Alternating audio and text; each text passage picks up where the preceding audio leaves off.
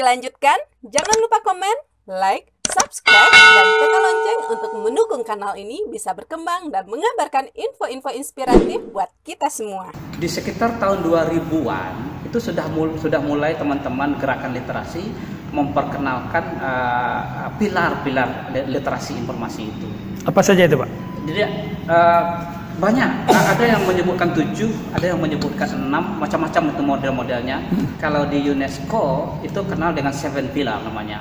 Tapi kalau untuk kita di Indonesia barangkali kita lebih suka dengan angka 5. Jadi makanya saya bilang pancapilar, 5 pilar teknologi, 5 pilar literasi informasi.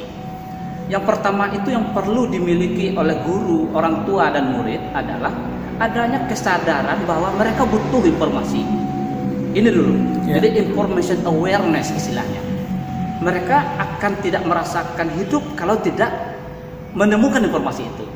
Artinya kebutuhan tentang informasi itu seperti mereka juga butuh makan minum. Itu satu. Nah, pilar kedua adalah mereka tahu persis di mana informasi ini tersimpan. Sepertinya kan ilmu orang perpustakawan ini, ilmunya orang anak sekolah nih tahu dah di mana. Apakah ini di perpustakaan, apakah di internet? Di internet itu di mana?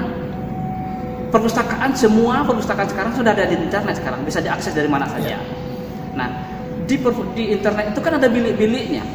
Kalau mau lihat jurnal di mana, mau lihat buku di mana, mau lihat majalah di mana, koran di mana, itu harus diketahui. Itu pilar 2. Nah, ini kita kurang yakin anak-anak kita, guru kita, orang tua kita paham itu. Yang mereka paham sekarang itu adalah kalimat yang paling saya tidak suka itu adalah Mbah Google.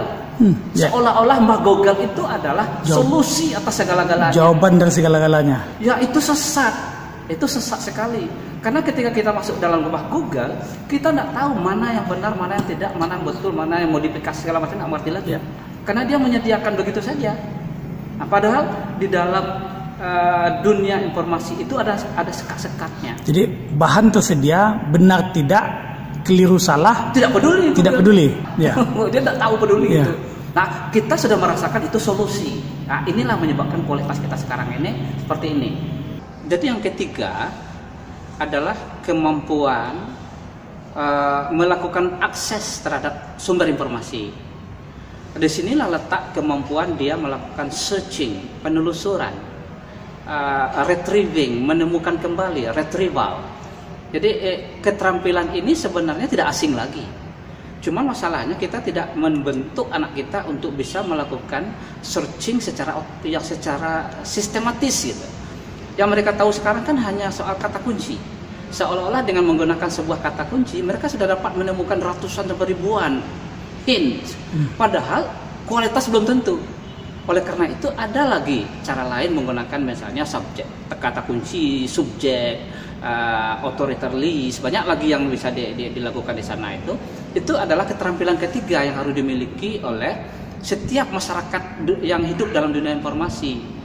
Sehingga ketika mereka melakukan penelusuran dan penemubalikan informasi, hasilnya akan efektif. Itu yang ketiga. Nah, yang keempat adalah kemampuan untuk menggunakan informasi itu. Menggunakan artinya adalah bahwa begitu mereka mendapatkan dokumen yang memuat informasi tertentu, mereka tidak hanya sekadar membaca teks, tapi bisa membaca di balik teks. Read behind the text atau read behind the line, read between the line. Jadi tidak sekadar membaca, tapi mereka bisa mengkritisi. Itu pilar keempat yang mesti mereka miliki.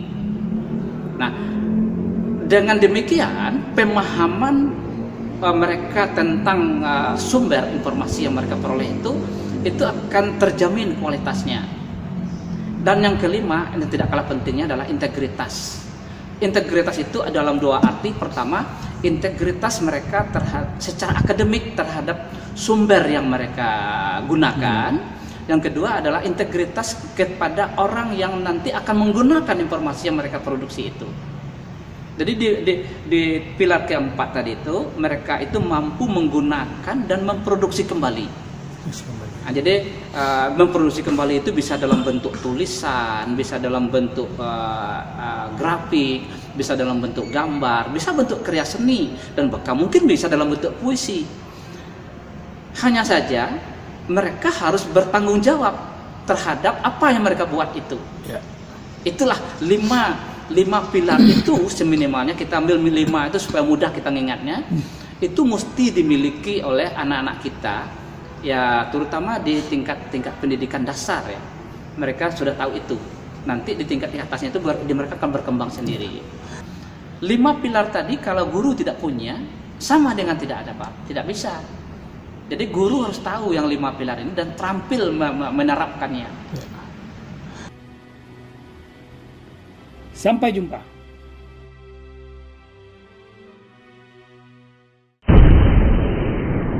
Sampai di sini dulu jumpa kita kali ini, dan tetap dukung channel ini sehingga kami bisa memberikan informasi-informasi yang inspiratif untuk kita semua.